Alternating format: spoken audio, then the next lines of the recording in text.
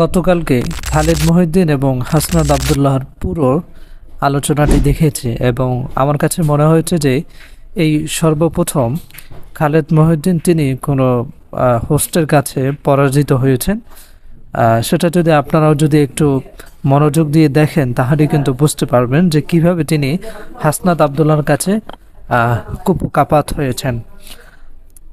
ওনাকে যখন প্রথম প্রশ্ন করা হয়, অর্থাৎ হাসনাত আবদুল্লাহকে যখন প্রথম প্রশ্ন করা হয়, সেই প্রথম প্রশ্নের উত্তরে এমনভাবে তিনি উপস্থাপন করেছেন যে খালিদ মহিউদ্দিন অ্যাকচুয়ালি বনে গিয়েছেন এবং সেটার অ্যাগেনিস্টে যে কিছু বলবেন সেটা কিন্তু তিনি বলতে পারেন নাই। তখনই কিন্তু তিনি তার প্রসঙ্গটা তিনি এড়িয়ে গিয়েছেন এবং ভিন্ন একটা প্রসঙ্গ তিনি উত্থাপন করেছেন। এক্ষেত্রে বলতে হয় যে ইনি হচ্ছেন ছাত্রদের প্রতিনিধিত্ব করা ব্যক্তি, সুতরাং এনাকে যদি আপনি সালমান এফ রহমান বা অন্যান্য ব্যক্তির মতো মনে করেন তাহলে সেক্ষেত্রে অবশ্যই ভুল করবেন, এটা প্রথমত বুঝতে হবে। দ্বিতীয়ত হচ্ছে যে এই খালিদ মহিউদ্দিন তিনি শেখ হাসিনার আমলে বাংলাদেশে সঠিকভাবে বস্তুনিষ্ঠ সাংবাদিকতা যেটাকে বলে সেটা করতে পারেন নাই, যার কারণে ওনাকে দেশ ছাড়তে হয় এবং বিদেশে গিয়ে অ্যাকচুয়ালি ওনার বিভিন্ন প্রোগ্রাম তাকে করতে হয়েছে।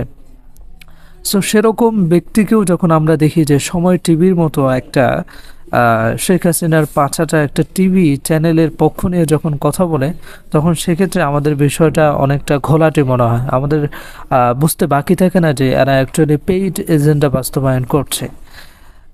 এটা হচ্ছে দ্বিতীয় বিষয় খালিদ মহিউদ্দিনের ব্যাপারে। এবং আমরা দেখেছি যে হাসনাত আবদুল্লাহর বিভিন্ন তার আর্নিং সোর্স সহকারে আরও বিভিন্ন বিষয় নিয়ে প্রশ্ন করেছেন।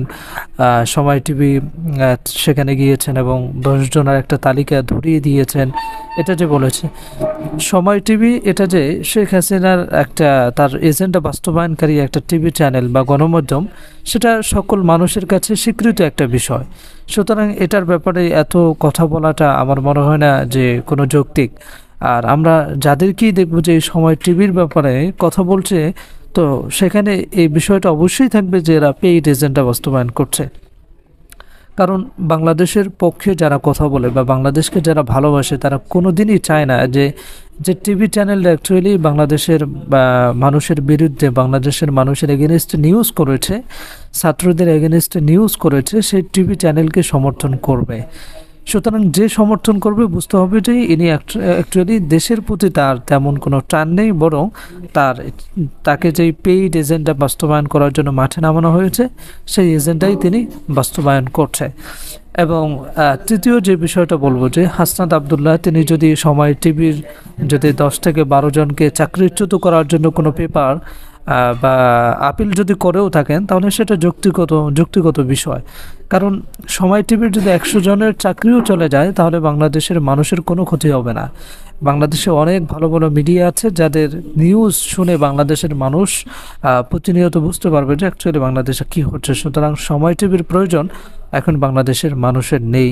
সুতরাং হাসনাত আবদুল্লাহ তিনি সময় টিভির ব্যাপারে যে সুশীলগিরি দেখাচ্ছেন, আমার মনে হচ্ছে যে এটা অ্যাকচুয়ালি কোনোভাবে ঠিক হচ্ছে না। আপনারা বিপ্লবী মানুষ, আপনাদের চিন্তা শক্তি বিপ্লবী হতে হবে, এটি আমি কামনা করছি। So okay, that's it. Thanks for watching this video and see you in the next video. Allah Hafiz.